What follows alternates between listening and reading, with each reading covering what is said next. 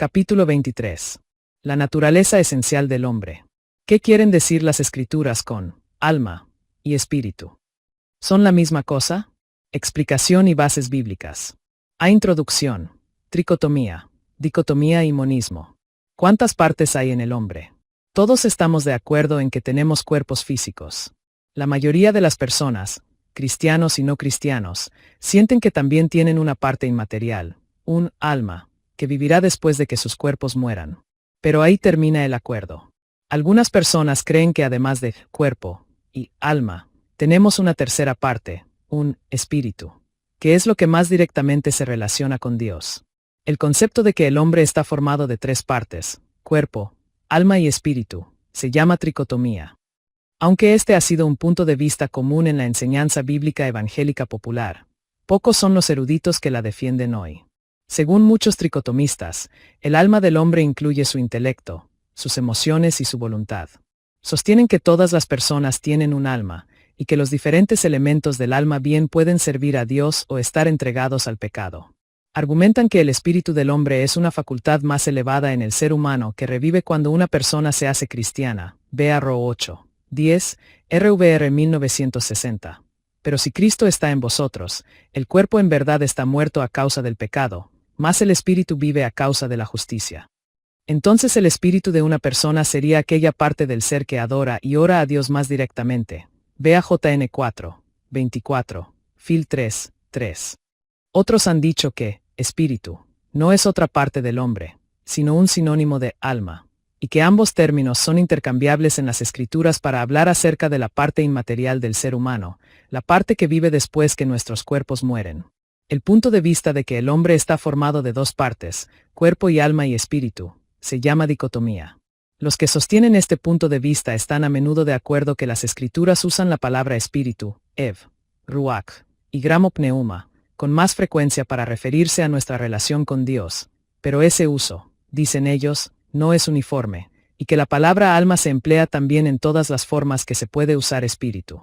Fuera del ámbito del pensamiento evangélico encontramos otro punto de vista, la idea de que el hombre no puede existir aparte del cuerpo físico y, por tanto, no puede haber una existencia separada para un alma, después que el cuerpo muere, aunque esta perspectiva da espacio para la resurrección de toda la persona en algún momento en el futuro.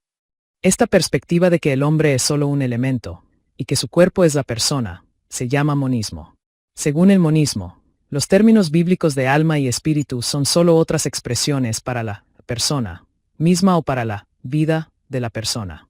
Este punto de vista no ha sido generalmente adoptado por los teólogos evangélicos porque muchos textos bíblicos parecen afirmar claramente que nuestras almas y espíritus siguen viviendo después de que nuestros cuerpos mueren.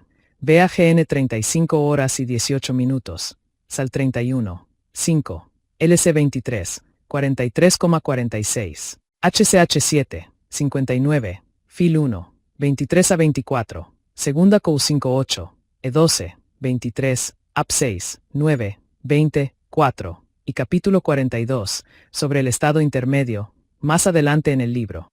Pero las otras dos perspectivas se continúan sosteniendo en el mundo cristiano hoy. Aunque dicotomía ha sido afirmada más comúnmente a lo largo de la historia de la Iglesia, y es mucho más común entre los eruditos evangélicos de hoy, tricotomía tiene también muchos defensores. En este capítulo abogaremos por el punto de vista de la dicotomía que ve al hombre formado de dos partes, cuerpo y alma, o espíritu. Pero también examinaremos los argumentos para la tricotomía. Ve la información bíblica. Antes de preguntamos si las Escrituras ven a alma y espíritu como partes distintivas del ser humano, debemos dejar bien en claro desde el principio que el énfasis de la Biblia está en la unidad general del hombre como creado por Dios. Cuando Dios formó al hombre, sopló en su nariz hálito de vida, y el hombre se convirtió en un ser viviente. GN 2:7. Aquí encontramos a Adán como una persona unificada con cuerpo y alma viviendo y actuando juntos. Este estado original armonioso y unificado del hombre volverá a ocurrir cuando Cristo regrese y estemos completamente redimidos en nuestros cuerpos así como en nuestras almas para vivir con Él para siempre. Vea 1 Cou 15, 51 a 54. Además, tenemos que crecer en santidad y amor para Dios en cada aspecto de nuestra vida, en nuestros cuerpos así como en nuestro espíritu y almas. 1 Cou 7, 34. Tenemos que purificarnos, de todo lo que contamina el cuerpo y el espíritu, para completar en el temor de Dios la obra de nuestra santificación. 2 Cor 7, 1. Pero una vez que hemos hecho hincapié en el hecho de que Dios nos creó para tener una unidad de cuerpo y alma, y que cada acción que llevamos a cabo en esta vida es una acción de toda nuestra persona, involucrando hasta cierto punto tanto al cuerpo como al alma, podemos continuar señalando que las Escrituras enseñan claramente que hay una parte inmaterial de la naturaleza del hombre, y que podemos investigar cómo es esa parte. 1. Las Escrituras usan alma y espíritu de forma intercambiable. Cuando examinamos el uso de las palabras que traducimos como alma, ev, nefes y gramo psique, y espíritu, ev, rnak y gramo pneuma, parece que son empleadas de forma intercambiable. Por ejemplo, en Juan 12:27, RVR 1960, Jesús dice: ahora está turbada mi alma, mientras que en un contexto muy similar en el siguiente capítulo Juan dice que Jesús se conmovió en espíritu, GN 13:21, RVR 1960. Del mismo modo, leemos las palabras de María en Lucas 1, 46-47. Mi alma glorifica al Señor, y mi espíritu se regocija en Dios mi Salvador. Este parece ser un ejemplo evidente del paralelismo hebreo, recurso poético mediante el cual se repite la misma idea usando palabras diferentes, pero sinónimas. Este uso de términos intercambiables también explica por qué personas que han muerto y han ido al cielo o al infierno pueden ser llamados espíritus. Ev 12, 23, los espíritus de los justos que han llegado a la perfección. También en 1 P3, 19, espíritus encarcelados, o almas. Ap 6, 9.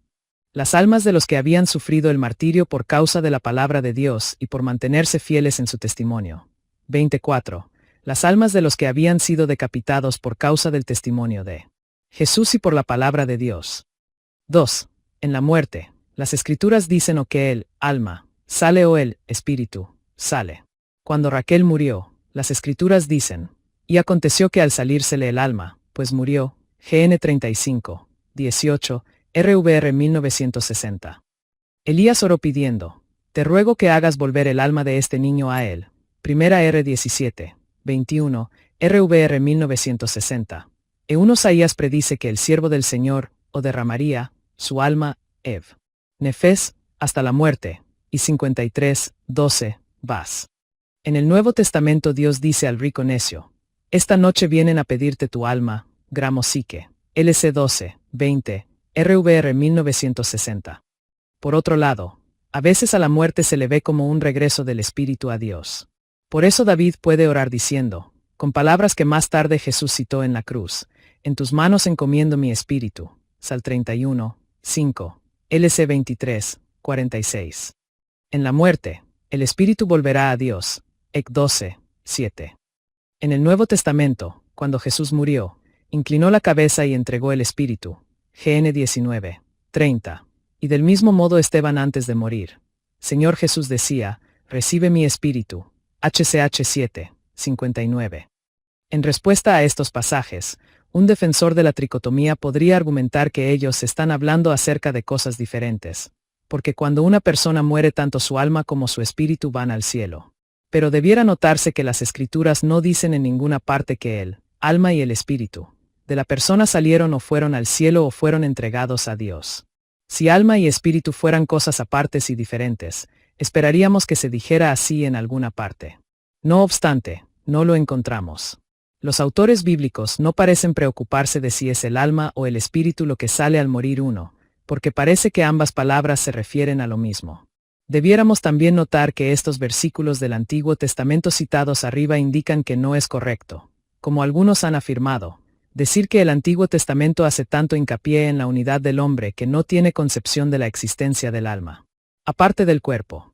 Ciertamente varios pasajes del Antiguo Testamento implican que los autores reconocen que la persona continúa existiendo después de que su cuerpo muere.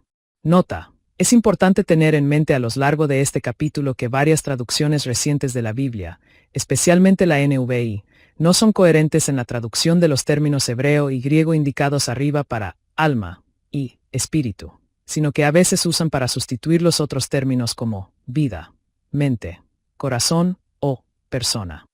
La RVR 1960 tiende a ser más literal en la traducción de estas palabras en la mayoría de los casos.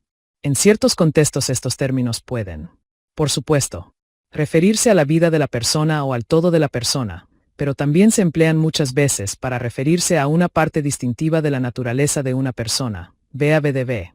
pp 659 a 61, 924 a 25, y Bagd, pp 674 a 75. 893 a 94, para muchos ejemplos. 5. George Ladd, A Theology of the New Testament, Hermans, Grand Rapids, 1974. Dice que en el Antiguo Testamento ni al alma ni al espíritu se les concibe como una parte del hombre capaz de sobrevivir la muerte de basar, carne, p. 459. Esta declaración no es exacta a la luz de los versículos del Antiguo Testamento que hemos citado en este párrafo. El análisis de Ladd en esta sección depende mucho del trabajo de W. de Stacey, de Pauline View of Man, Macmillan, Londres, 1956, a quien Ladd cita 14 veces en las páginas 458 a 59. Con todo, Stacey mismo piensa que la muerte significa extinción para los seres humanos. Ladd, p. 463. Ladd también indica que Rudolf Bultmann niega enérgicamente que el hombre tenga un alma invisible o espíritu. Pero el mismo Ladd rechaza el punto de vista de Bultmann cuando trata la información bíblica. BAP 460, número 17, YP 464. 3.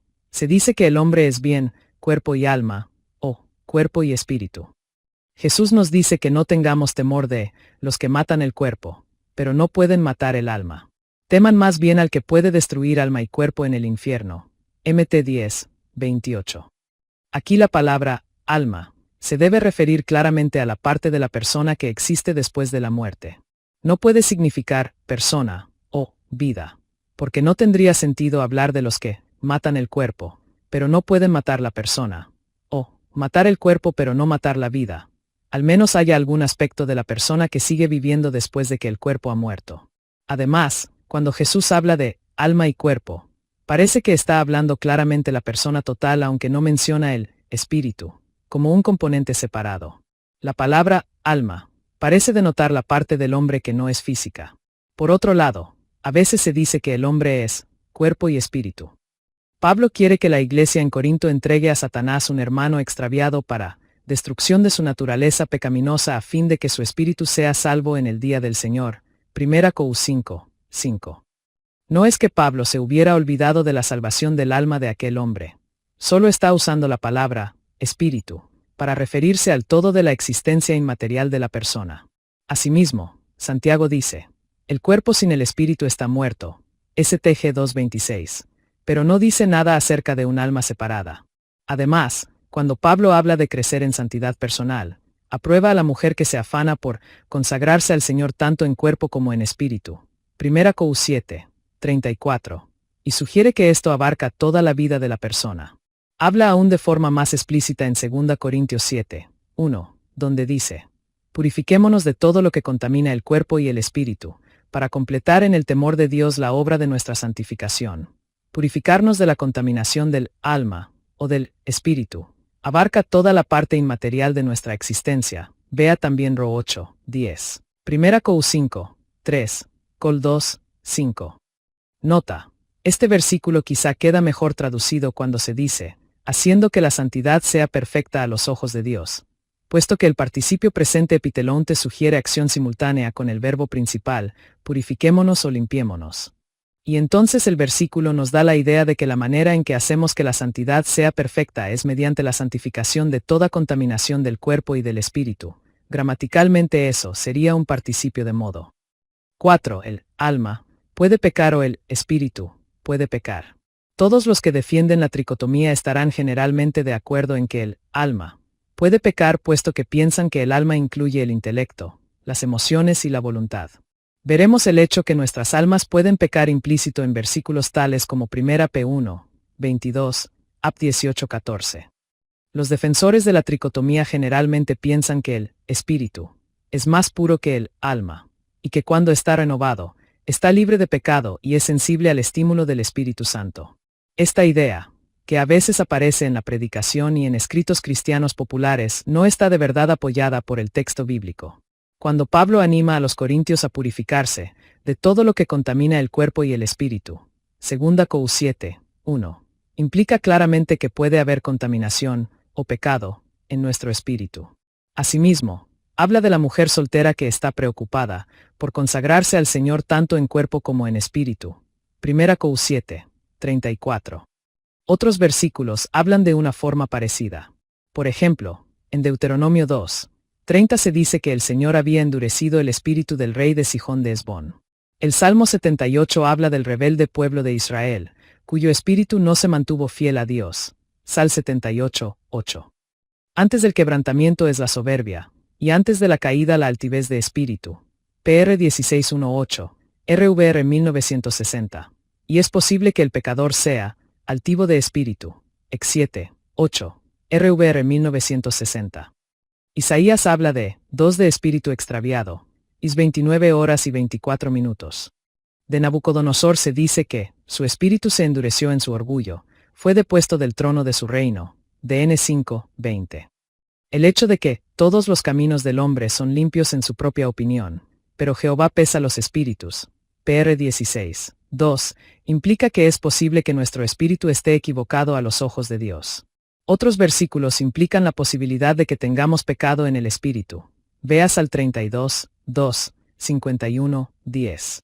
Por último, el hecho de que las Escrituras aprueben al que se enseñorea de su espíritu.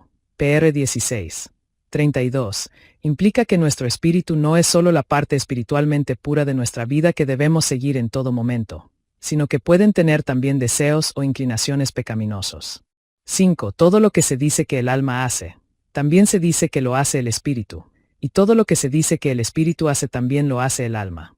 Los que defienden la tricotomía se enfrentan a un problema difícil al tratar de definir claramente cuál es la diferencia entre el alma y el espíritu, desde su perspectiva. Si las Escrituras dieran apoyo claro a la idea de que nuestro espíritu es la parte de nosotros que se relaciona directamente con Dios en la adoración y en la oración, mientras que nuestra alma incluye nuestro intelecto, pensamiento, nuestras emociones, sentimientos y nuestra voluntad, decisiones, la tricotomía tendría un argumento fuerte. Sin embargo, las Escrituras no parecen permitir que se haga ese tipo de distinción. Por otro lado, las actividades de pensar, sentir y decidir cosas no se dice que sean decisiones del alma. Nuestro espíritu también puede experimentar emociones. Por ejemplo, cuando Pablo los esperaba en Atenas, su espíritu se enardecía viendo HCH 17:16, o cuando Jesús se conmovió en espíritu, IN 13:21. Es también posible tener un espíritu triste, que es lo opuesto de un corazón alegre. PR 17:22. Además, las funciones de conocer, percibir, pensar son también realizadas por nuestros espíritus. Por ejemplo, Marcos habla de Jesús diciendo, en ese mismo instante supo, gramo epiginosco, Jesús en su espíritu. MR 2:8. Cuando el Espíritu Santo le asegura a nuestro espíritu que somos hijos de Dios. Ro 8:16. Nuestro espíritu recibe y entiende ese testimonio, que es ciertamente una función de conocer algo. De hecho, nuestro espíritu parece conocer nuestros pensamientos con bastante profundidad, porque Pablo pregunta, en efecto, ¿quién conoce los pensamientos del ser humano sino su propio espíritu que está en él? 1 Cor 2:11. Is 29 horas y 24 minutos, al decir que los de espíritu extraviado recibirán entendimiento. Lo que estos versículos nos están diciendo no es que sea el espíritu el que siente y piensa las cosas en vez del alma, sino más bien que el alma y el espíritu son términos que se usan para hablar en general de la parte inmaterial de la persona, y que es difícil notar alguna distinción real en el uso de esos términos. De hecho, no debiéramos caer en el error de pensar que ciertas actividades, como pensar, sentir o decidir, las realizan solo una parte de nosotros. Más bien, esas actividades las lleva a cabo la persona total. Cuando pensamos o sentimos cosas, no hay duda de que también nuestro cuerpo físico participa en todo. Siempre que pensamos empleamos el cerebro físico que Dios nos ha dado. Del mismo modo, nuestro cerebro y nuestro sistema nervioso participan cuando sentimos emociones, y a veces esas emociones están involucradas en sensaciones físicas en otras partes del cuerpo. Esto es solo para recalcar lo que dijimos al comienzo de nuestras reflexiones, que el enfoque general de las Escrituras se centra primariamente en el hombre como una unidad. El cuerpo físico y la parte que no es física en nosotros funcionan como una unidad. Por otro lado, la afirmación de los defensores de la tricotomía de que nuestro espíritu es ese elemento de nosotros que más se relaciona con Dios en la adoración y la oración no parece estar apoyado en las Escrituras. Con frecuencia leemos acerca del alma que adora a Dios y se relaciona con Él en otras clases de actividades. A ti, Señor, elevo mi alma. Sal 25, 1. Solo en Dios haya descanso mi alma. Sal 62, 1. Alaba, alma mía, al Señor. Alabe todo mi ser su santo nombre. Sal 103, 1. Alaba, alma mía, al Señor. Sal 146, 1. Mi alma glorifica al Señor, y mi espíritu se regocija en Dios mi Salvador. LC 1, 46. Estos pasajes indican que el alma puede adorar a Dios, alabarle y darle gracias. El alma puede orar a Dios, como Ana implica cuando dice: he derramado mi alma delante de Jehová. Un S 1:15, RVR 1960. De hecho, el gran mandamiento dice: ama al Señor tu Dios con todo tu corazón y con toda tu alma y con todas tus fuerzas. DT 6, 5, MR 12, 30.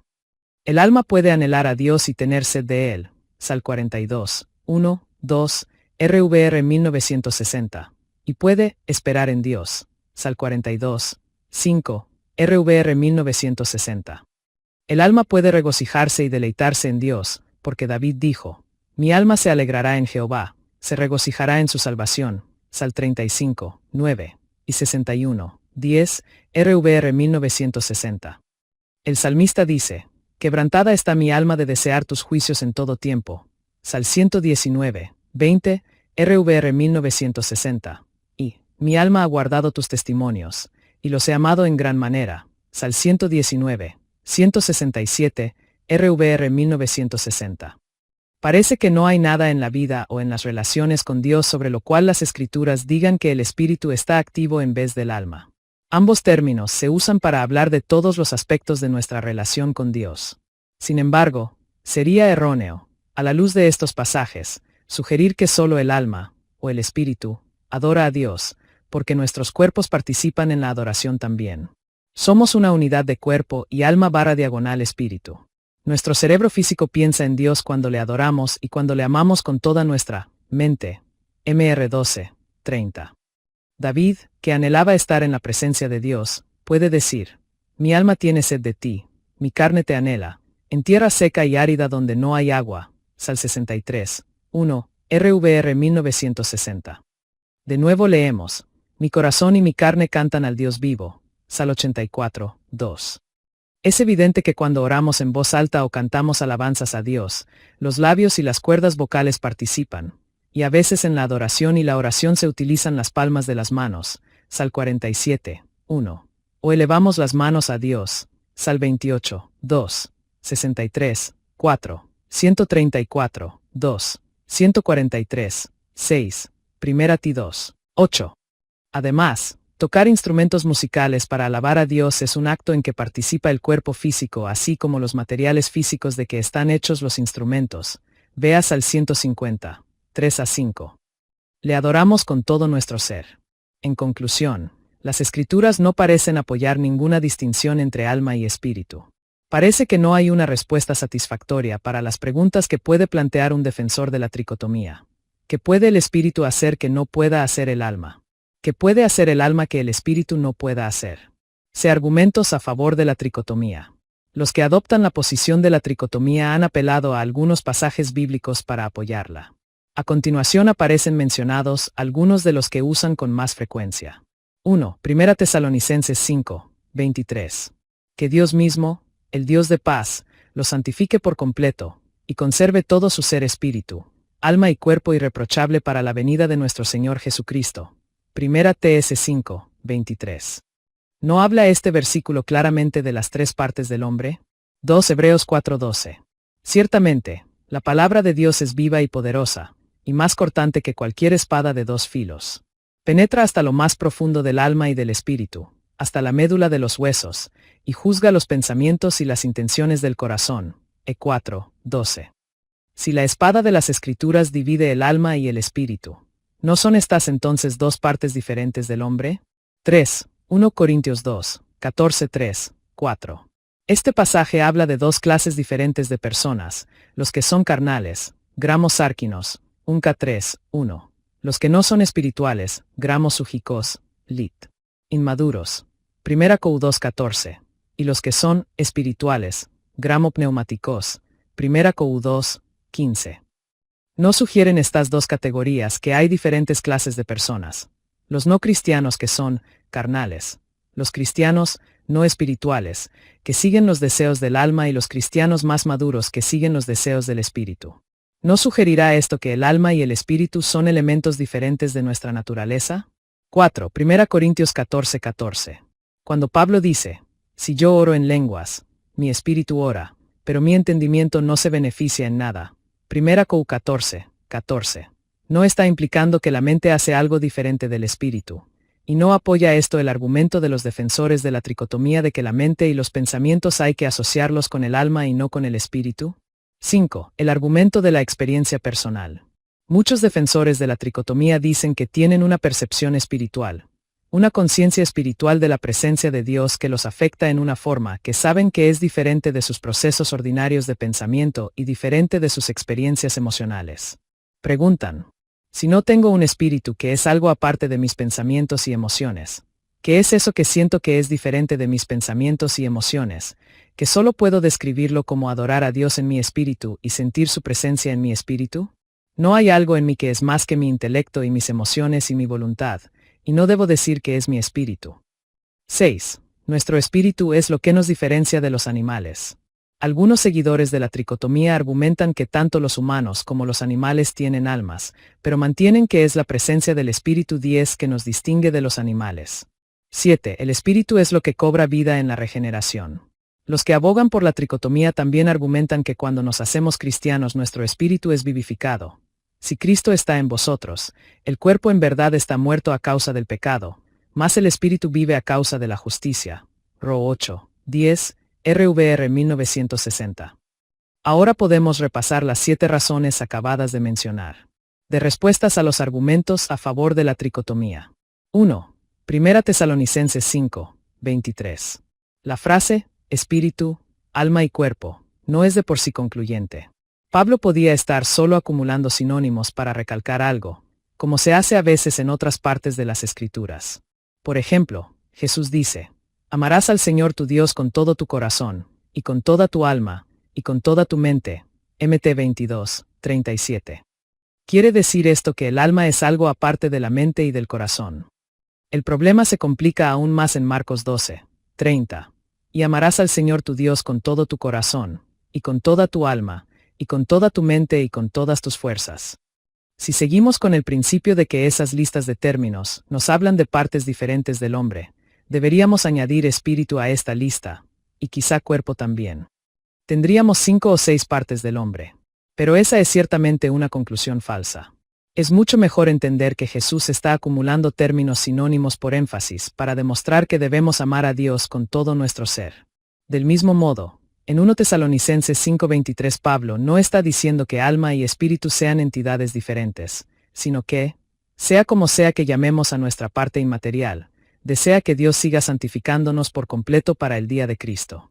Nota, el corazón en las Escrituras es una expresión que habla de los más profundos pensamientos y sentimientos de la persona. Vea Génesis 5, 6, LV 19, 17, Sal 14, 1, 15, 2, 37, 4, 119, 10, PR 3, 5, HCH 2, 37, RO 2, 5, 19. 1 Cou 4, 5, 14, 25, E4, 12. 1 P3, 4, Ap 2, 23 carita con guiño. 2 Hebreos 4:12. Este versículo, que habla acerca de que la palabra de Dios penetra hasta partir el alma y el espíritu, las coyunturas y los tuétanos, RVR 1960, creo que se entiende mejor en una forma similar a 1 Tesalonicenses 5, 23. El autor no está diciendo que la palabra de Dios pueda partir el alma y el espíritu, sino que está usando una serie de términos, alma, espíritu, coyunturas, tuétanos, pensamientos, intenciones del corazón, para hablar de las partes internas más profundas de nuestro ser que no pueden esconderse del poder penetrante de la palabra de Dios. Si nosotros deseamos llamarle a esto nuestra alma, las Escrituras penetran allí y descubren nuestras intenciones más íntimas. Si deseamos llamar espíritu a esta parte no física más profunda de nuestro ser, entonces las Escrituras penetran allí y conocen nuestros más secretos pensamientos e intenciones. O si preferimos decir metafóricamente que lo más íntimo de nosotros está escondido en nuestras coyunturas y tuétanos, podemos decir que las Escrituras son como una espada capaz de penetrar hasta lo más adentro de nuestros huesos. En todos estos casos la palabra de Dios es tan poderosa que puede sacar a la luz toda desobediencia o falta de sumisión a Dios. En cualquier caso, el autor no está pensando que el alma y el espíritu son dos cosas diferentes. Son solo términos adicionales que hablan de lo más íntimo de nuestro ser. 3. 1 Corintios 2, 14-3, 4. Pablo ciertamente distingue a una persona que es natural, sujikos, inmadura, de otra que es espiritual, pneumáticos, espiritual, en 1 Corintios 2, 14-3, 4. Pero en este contexto, espiritual, parece referirse a alguien, bajo la influencia del Espíritu Santo, puesto que todo el pasaje está hablando de la obra del Espíritu Santo que revela la verdad a los creyentes. En este contexto, espiritual, podría casi ser traducido, espiritual.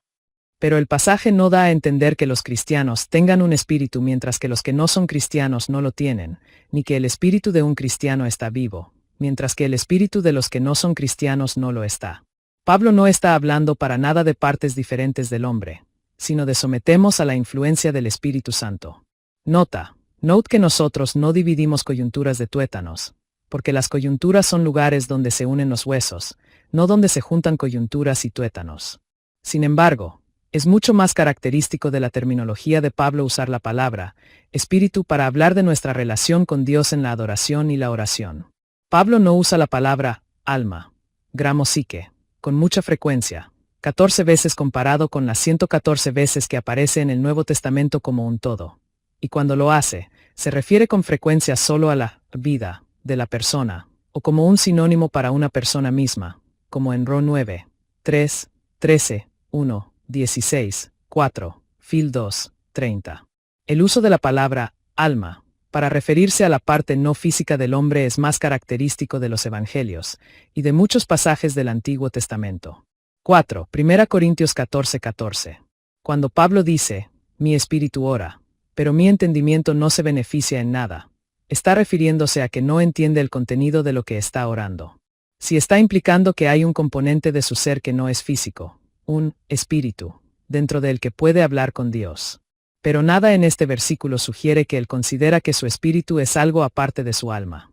Esa interpretación incorrecta es solo el resultado de suponer que la mente es parte del alma, una afirmación de los defensores de la tricotomía que, como hemos indicado arriba, es muy difícil de apoyar con las Escrituras.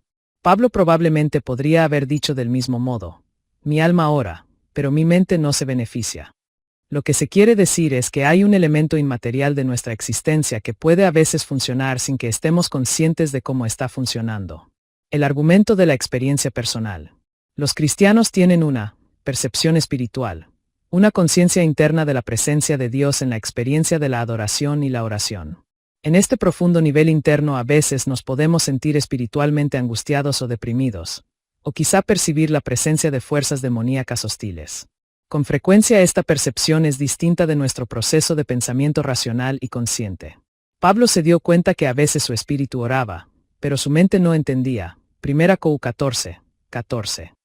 Pero ocurre esa percepción espiritual interna en algo que no es lo que la Biblia llama alma.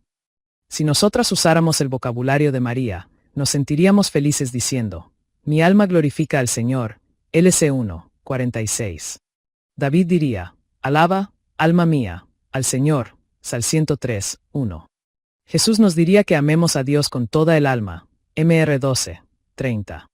El apóstol Pablo usa la palabra espíritu, pero es simplemente una diferencia en terminología y no se refiere a una parte diferente del hombre. Hay un espíritu dentro de nosotros que puede percibir cosas en la esfera espiritual, Note 8, 16. También HCH 17, 16. Pero podríamos muy bien llamarlo alma, y está refiriéndonos a la misma cosa, porque las escrituras emplean ambos términos. 6. ¿Qué nos hace diferentes de los animales? Es cierto que contamos con capacidades espirituales que nos hacen diferentes de los animales. Lo tenemos la capacidad de relacionarnos con Dios mediante la adoración y la oración, y disfrutamos de vida espiritual en comunión con Dios quien es espíritu. Pero no debiéramos dar por sentado que tenemos un elemento diferente llamado espíritu, que nos permite hacer esto, porque con la mente podemos amar a Dios, leer y entender sus palabras, y creer que su palabra es verdad. Con el alma podemos adorar a Dios y regocijamos en Él. Vea más atrás. Nuestros cuerpos también resucitarán y vivirán con Dios para siempre. Por tanto, no tenemos que decir que tenemos otra parte que es diferente del alma y el cuerpo y que nos hace diferentes de los animales, porque el alma y el cuerpo, incluyendo la mente, se relacionan con Dios en formas que los animales no pueden. Más bien, lo que nos hace diferentes de los animales son las facultades espirituales que Dios ha dado al cuerpo y al alma, o espíritu. La cuestión de si un animal tiene alma depende de cómo definamos el alma. Si definimos que el alma es el intelecto, las emociones y la voluntad, tenemos que concluir que al menos los animales superiores tienen alma. Pero si definimos el alma, como lo hemos hecho en este capítulo, como el elemento inmaterial de nuestra naturaleza que se relaciona con Dios, Sal 103, 1, LC 1, 46 carita con guiño y vive para siempre, Ap 6, 9. Los animales no tienen alma. El hecho de que la palabra hebrea nefes, alma, se usa a veces en relación con los animales, GN 1, 21, 9, 4, muestra que la palabra puede a veces significar solo vida, pero no quiere decir que los animales tengan la misma clase de alma que el hombre. Nota, vea el capítulo 21, pp. Sobre las numerosas diferencias entre los seres humanos y los animales. De hecho, un pasaje incluso especula acerca del espíritu de los animales, en contraste con el espíritu del hombre, Ec 3, 21, pero en el contexto, VV 18 a 22, se está expresando una perspectiva mundana y cínica que muestra la vanidad de la vida y argumenta que el hombre solo es una bestia, V18. En el contexto general del libro no está claro si esto es algo que el autor está animando que los lectores crean. 7. ¿Se vivifica nuestro espíritu en la regeneración? El espíritu humano no es algo que está muerto en el inconverso y se vivifica cuando alguien confía en Cristo. La Biblia dice que los incrédulos tienen un espíritu que obviamente está vivo, pero que vive en un estado de rebelión contra Dios, como Seón, rey de Esbón, DT 2, 30. Dios había endurecido su espíritu, RVR 1960, Nabucodonosor, DN 2, 20. Su espíritu se endureció en su orgullo, RVR 1960. O el pueblo infiel de Israel, Sal 78, 8. Ni fue fiel para con Dios su espíritu.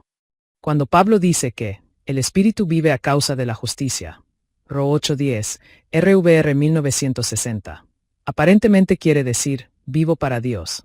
Pero eso no implica que nuestro espíritu estuviera completamente muerto antes, sino que no tenían comunión con Dios y estaban muertos en ese sentido. De la misma forma, todos nosotros como personas estábamos muertos en transgresiones y pecados, EF 2:1, pero fuimos vivificados para Dios, y ahora debemos considerarnos muertos al pecado, pero vivos para Dios, Ro 6:11. No es que solo una parte de nosotros, llamada espíritu, ha sido vivificada, sino que nuestro ser como un todo es una nueva creación en Cristo, 2 Cor 5:17. 8. Conclusión. Aunque los argumentos a favor de la tricotomía tienen cierta fuerza, ninguno ofrece una evidencia concluyente que pueda superar el amplio testimonio de las Escrituras que muestra que los términos alma y espíritu son con frecuencia intercambiables y en muchos casos sinónimos. Podemos también notar la observación que hace Louis Berkhoff sobre el origen de la tricotomía. La concepción tripartita del hombre se originó con la filosofía griega, que concebía las relaciones entre el cuerpo y el espíritu del hombre en base a la analogía de las relaciones existentes entre el universo material y Dios. Se pensaba que, así como estos últimos solo podían entrar en comunión entre sí por medio de una tercera sustancia o de un ser intermediario, los primeros solo podían entrar en una relación vital entre sí por medio de un tercer elemento o intermediario, esto es, el alma. Algunos defensores de la tricotomía tienen todavía hoy la tendencia de adoptar un error relacionado con esto que se encontraba también en la filosofía griega, el concepto de que el mundo material, incluyendo nuestros cuerpos, son esencialmente malos y algo de lo que hay que escapar. El peligro está en decir que la esfera del espíritu es lo único que es de verdad importante, con una depreciación resultante del valor de nuestros cuerpos físicos creados por Dios y que era muy bueno, GN 1, 31, y que es, por tanto, algo que podemos presentar a Dios en sacrificio y servicio para Él, Ro 12:1. Nota, otra interpretación común de Romanos 8:10 es que Pablo no se está hablando para nada de nuestros espíritus humanos, sino que pneuma aquí se refiere al Espíritu Santo, como en los versículos 9 y 11, de modo que la frase quiere decir que el Espíritu es vida, para ustedes, a causa de la justicia. Vea la traducción de la NV y vea Douglas. La tricotomía puede también tener una tendencia antiintelectual. Si pensarnos que el espíritu es el elemento nuestro que se relaciona más directamente con Dios, y si pensarnos que el espíritu es algo distinto de nuestro intelecto, emociones y voluntad, podernos caer fácilmente en una clase antiintelectual de cristianismo que piensa que el trabajo académico diligente es de cierta manera menos espiritual. Una perspectiva que contradice el mandamiento de Jesús de amar a Dios con toda nuestra mente, Mr. 12:30, y el deseo de Pablo de que llevemos cautivo todo pensamiento para que se someta a Cristo, 2 Cor 10:5. Semejante separación de la esfera del espíritu, de la esfera del intelecto puede llevar fácilmente al descuido de la sana doctrina o de la necesidad de la enseñanza intensiva y el conocimiento de la palabra de Dios, en contradicción con la meta de Pablo de que él ministraría al pueblo de Dios para profundizar su fe y su conocimiento de la verdad que es según la piedad. Tito 1, RVR 1960, CFV 9. Del mismo modo, si pensarnos que nuestro espíritu es una parte diferente de nosotros relacionada más directamente con Dios, podernos fácilmente empezar a descuidar el papel del estudio de la Biblia y la sabiduría madura para la toma de decisiones, y llevar a la excesiva dependencia del discernimiento espiritual en la esfera de la dirección, un énfasis que ha llevado, a lo largo de la historia de la Iglesia, a muchos cristianos fanáticos a la enseñanza falsa y a prácticas incorrectas. Por último, la tricotomía puede llevarnos sutilmente a pensar que nuestras emociones no son importantes o no son de verdad espirituales, puesto que se piensa que son una parte del alma, no del espíritu. Por otro lado, si apoyarnos el punto de vista de la dicotomía que defiende una unidad general del hombre, resultará mucho más fácil evitar el error de menospreciar el valor de nuestro intelecto, nuestras emociones y el cuerpo físico. No pensaremos que nuestros cuerpos son algo inherentemente malo o de poca importancia. Tal perspectiva de la dicotomía dentro de la unidad nos ayudará también a recordar que, en esta vida, hay una interacción continua entre cuerpo y espíritu, y que se afectan el uno al otro. Gran remedio es el corazón alegre, pero el ánimo decaído seca los huesos. PR 17:22. Además, hacer hincapié de forma saludable en la dicotomía dentro de una unidad general nos recuerda que el crecimiento cristiano debe incluir a todos los aspectos de nuestra vida. Estarnos llamados a purificarnos de todo lo que contamina el cuerpo y el espíritu, para completar en el temor de Dios la obra de nuestra santificación. 2 Cor 7:1. Debemos crecer en el conocimiento de Dios, Col 1:10, y nuestras emociones y deseos deben conformarse cada vez más a los deseos del espíritu, Gas 5:17, lo que trae consigo un aumento creciente en emociones piadosas como la paz, el gozo, el amor, etc. Gas 5:22. 14. Aunque muchos pasajes de las Escrituras nos recuerdan que nuestros cuerpos y espíritus interactúan el uno con el otro y se afectan el uno al otro, las Escrituras no nos dicen mucho cómo lo hacen.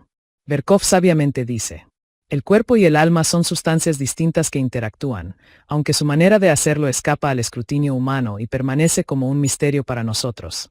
Systematic Theology, p. 195. Nota: algunas personas objetarán diciendo que el amor no es simplemente una emoción, porque la vemos en acción y con frecuencia podemos llevar a cabo acciones amorosas a favor de otros, aunque no sintamos amor hacia ellos. Yo estoy de acuerdo con esto. Pero hay ciertamente un componente emocional en el amor. Podemos sentir amor hacia otros y perderíamos mucho de la riqueza de nuestra relación con Dios y con otros si tratáramos de negar esto. Las Escrituras hablan de una parte inmaterial del hombre que puede existir sin el cuerpo. Un cierto número de filósofos que no son cristianos han combatido vigorosamente la idea de que el hombre tenga una parte inmaterial llamada alma o espíritu. Quizá en parte como respuesta a esa crítica, A algunos teólogos evangélicos se les ha visto titubear en la afirmación de la dicotomía en la existencia humana. En su lugar han afirmado repetidas veces que la Biblia contempla al hombre como una unidad, un hecho que es cierto, pero que no debiera usarse para negar que las Escrituras también ven la naturaleza unificada del hombre compuesta de dos elementos diferentes. Por supuesto, algunos filósofos que asumen que no hay esfera espiritual más allá del alcance de la percepción de nuestros sentidos y que partiendo de esa suposición argumentan que no hay Dios, cielo, ángeles ni demonios porque no los perciben nuestros sentidos, usan argumentos similares para negar la existencia de un alma dentro de los seres humanos. La percepción de que tenemos un espíritu o alma pertenece a la esfera de lo espiritual e invisible, y es, aun en los cristianos, generalmente solo una percepción débil y subjetiva. Por tanto, nuestro conocimiento de la existencia del alma humana debemos basarlo primariamente en las Escrituras, en las cuales Dios claramente testifica de la existencia de esta parte inmaterial de nuestro ser. El hecho de que esta verdad acerca de nuestra existencia no pueda conocerse con claridad aparte del testimonio de las Escrituras no debiera hacer que nos privemos de afirmarla. Las Escrituras son muy claras en cuanto a que tenemos un alma que nos es lo mismo que nuestro cuerpo físico, y que no solo puede funcionar un tanto independientemente de nuestro proceso de pensamiento ordinario. 1 Cor 14, Ro 8, 16.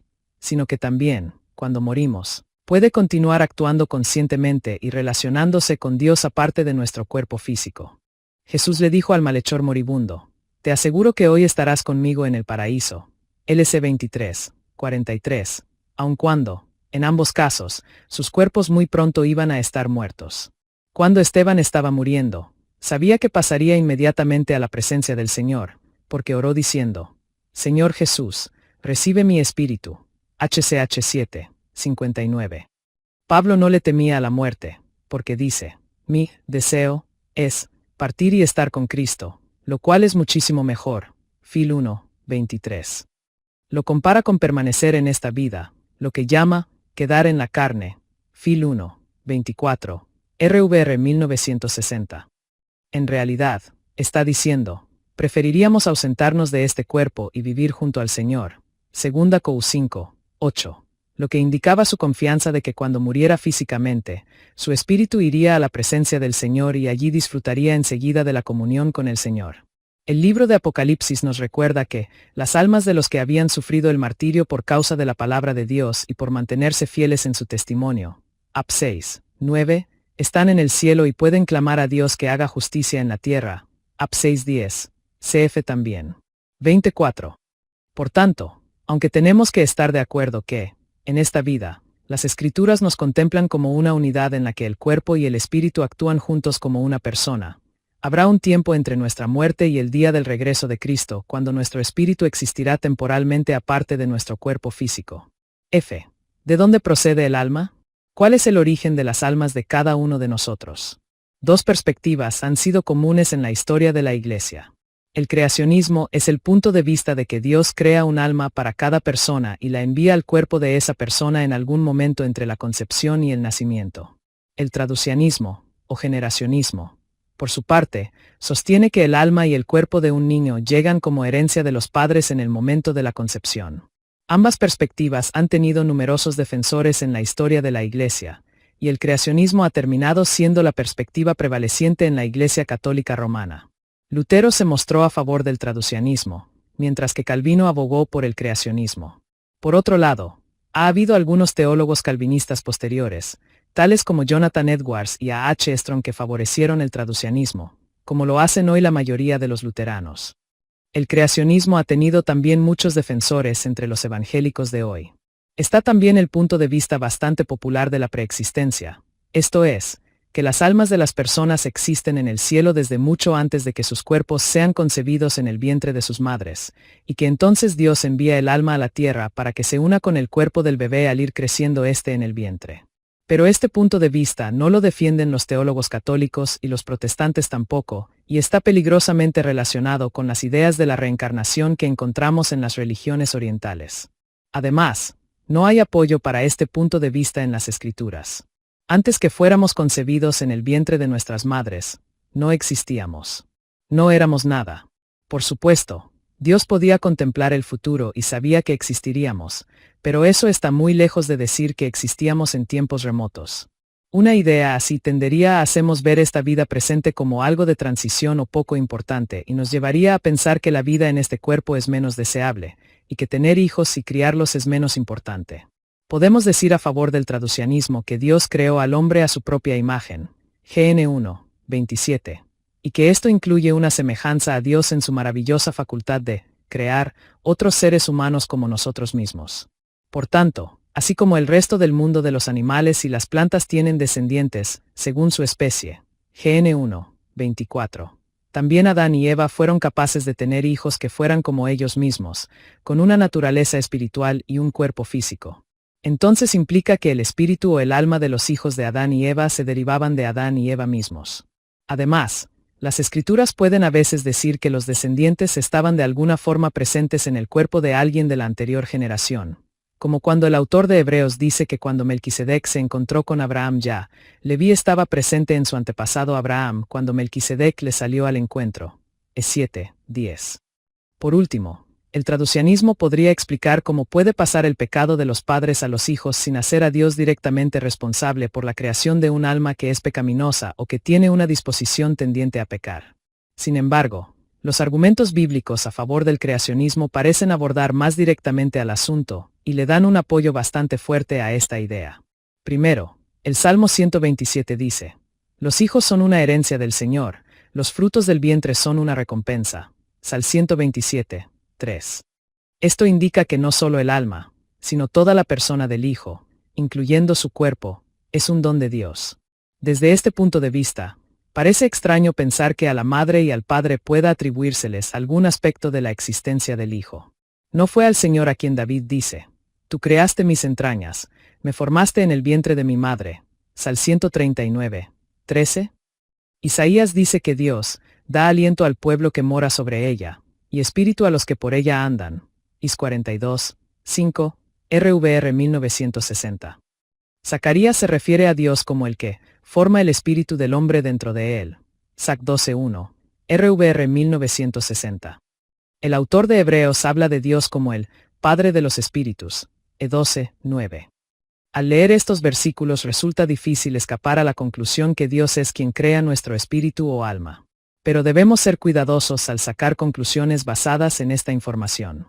Nuestras reflexiones sobre la doctrina de la providencia en el capítulo 16 demostraron que Dios generalmente actúa por medio de causas secundarias. Dios con frecuencia consigue los resultados que busca por medio de las acciones de los seres humanos. Esto es ciertamente así en la concepción y crianza de los hijos. Aun si decimos que Dios no crea almas individuales para los seres humanos antes de que éstos nazcan, y que Él es el que permite que los niños sean concebidos y nazcan, debemos también reconocer que sin la unión física del hombre y de la mujer en la concepción de un hijo, no nace ningún niño. De manera que no debemos caer en el error de decir que el padre y la madre no tienen nada que ver en la creación de un hijo. Aun si decimos que Dios es el Padre de los Espíritus, y el Creador de toda alma humana, así como es el Creador y Hacedor de cada uno de nosotros, todavía tenemos que afirmar que Dios lleva a cabo su actividad creadora por medio del proceso maravilloso de la procreación humana. Si Dios involucra al Padre y a la Madre humanos hasta cierto grado en el proceso de la creación del alma así como del cuerpo, nos es imposible decirlo. Es algo que sucede en el ámbito invisible del espíritu, sobre el cual no tenemos información aparte de las Escrituras. Y en este punto las Escrituras no nos dan suficiente información para poder determinarlo. Sin embargo, debemos decir que los argumentos mencionados arriba a favor del traducionismo no son muy convincentes.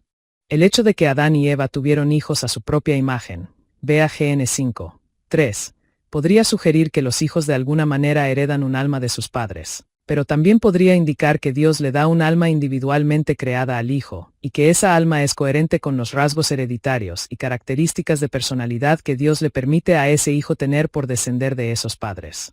La idea de que Leví estaba todavía en el cuerpo de Abraham, es 7, 10, la entendemos mejor en un sentido representativo o figurado, no en un sentido literal. Además, no está hablando solo acerca del alma de Leví en este caso, sino de Leví mismo, como una persona total, incluyendo su cuerpo y alma, aunque el cuerpo de Leví no estaba ciertamente presente en un sentido físico en ningún sentido significativo en el cuerpo de Abraham. porque no había ninguna combinación de genes distintiva en ese momento que dijera que eran las de Leví y no la de otra persona. Por último, puesto que Dios hace que sucedan los acontecimientos en el mundo físico que son coherentes con las decisiones voluntarias de los seres humanos, no parece que haya ninguna verdadera dificultad teológica en decir que Dios da a cada hijo un alma humana que tiene tendencias a pecar que son similares a las tendencias que encontramos en los padres. De hecho, leemos en los 10 mandamientos que Dios visita la maldad de los padres sobre los hijos hasta la tercera y cuarta generación de los que me aborrecen. Ex 20. 5. RVR 1960. Y, muy aparte de la cuestión del alma humana, sabemos por la experiencia humana que los hijos en realidad tienden a imitar los rasgos de personalidad tanto buenos como malos de la vida de los padres, no solo como un resultado de la imitación sino también debido a la disposición hereditaria. Porque el hecho de que Dios da a cada niño un alma humana que está en armonía con la imitación de los padres que vemos en la vida de los hijos sería una indicación de que Dios, al crear un alma humana, actúa coherentemente con la manera en que actúa en relación con la raza humana en otros asuntos también. En conclusión, parece que es difícil de evitar el testimonio de las Escrituras de que en efecto Dios activamente crea cada alma humana del mismo modo que está activo en todo lo que sucede en la creación. Pero no encontramos explicado en las Escrituras hasta qué grado permite el uso de causas intermedias o secundarias, esto es, la herencia de los padres. Por tanto, no parece que sea provechoso el dedicar más tiempo a especular sobre esa cuestión. Preguntas de aplicación personal. 1. En su propia experiencia cristiana, ¿está consciente de que usted es algo más que un cuerpo físico, de que tiene una parte inmaterial que podría muy bien ser llamada alma o espíritu? ¿En qué momentos está usted especialmente consciente de la existencia de su espíritu? ¿Puede usted describir cómo es eso de que el Espíritu Santo da testimonio a su espíritu de que usted es un hijo de Dios? Ro 8. 16. O tener en su espíritu conciencia de la presencia de Dios GN 4, 23, Phil 3, 3. O estar angustiado en su espíritu GN 12, 27, 13, 21, HCH 17, 16. Segunda COU 2, 13. O tener uno su espíritu adorando a Dios, LC 1, 47, Sal 103, 1. O amar a Dios con toda el alma, MR 12, 30. Por otra parte, hay momentos cuando se siente espiritualmente apagado o insensible. ¿Piensa usted que un aspecto del crecimiento cristiano podría incluir una creciente sensibilidad al estado de su alma o espíritu? 2. Antes de leer este capítulo, ¿se inclinaba usted por la dicotomía o la tricotomía? ¿Cuál es su punto de vista? Si usted ha cambiado al punto de vista de la dicotomía después de leer este capítulo, ¿cree usted que tendrá un aprecio más elevado por las actividades de su cuerpo, su mente y sus emociones? Si se inclina por la tricotomía, ¿cómo puede protegerse en contra de algunos de los peligros mencionados en este capítulo? 3. Cuando uno está orando o cantando alabanzas a Dios, ¿basta con cantar o decir palabras, sin estar consciente de lo que está diciendo? ¿Es suficiente estar consciente de lo que uno está diciendo sin de verdad sentirlo? Si usted de verdad está diciendo las palabras con todo su ser, ¿qué aspectos de su persona participan en una oración y adoración genuinas? ¿Cree usted que a veces tiende a descuidar uno u otro aspecto? 4. Puesto que las Escrituras nos animan a crecer en santidad en nuestro cuerpo así como en nuestro espíritu. Segunda COU 7, 1. ¿Qué significaría específicamente para usted ser obediente a ese mandamiento? Términos especiales. Alma, creacionismo, dicotomía, espíritu, monismo, traducianismo, tricotomía. Pasaje bíblico para memorizar. Corintios 7:1. Como tenemos estas promesas, queridos hermanos, purifiquémonos de todo lo que contamina el cuerpo y el espíritu, para completar en el temor de Dios la obra de nuestra santificación. Himno. Quiero gozar de su presencia. De Jesús en la presencia mi alma ansiosa quiere estar, quiere oír su voz hermosa, y su gloria contemplar. En mis luchas y conflictos contra el fiero tentador, la victoria me asegura mi glorioso Salvador, mi glorioso Salvador. Cuando mi alma está sedienta en mi carrera terrenal, bebo el agua cristalina del perenne manantial. Con mi Salvador disfruto de tan dulce comunión, que transporta el alma al cielo, y conforta el corazón, y conforta el corazón. Si tan solo le refiero mi quebranto y mi dolor, con ternura los mitiga con su bálsamo de amor. Mis necesidades suple. Nada aquí me faltará, ni la vida ni la muerte del Señor me apartará, del Señor me apartará. ¿Quieres tú también gozar de la presencia del Señor? Puedes encontrar asilo de sus alas al calor. En tu vida la hermosura de su gloria brillará, y su celestial imagen en tu rostro se verá, en tu rostro se verá. Autor, Ellen Lasmi Gore, trad. S. de Atans, tomado de Joyas Favoritas, una almohadilla 53. Publicado 24 julio 2014 por Enánimes. Etiquetas. Biblia, Doctrina y Mensaje construyendo teología. La Iglesia Bíblica Visible Obrero Peregrino.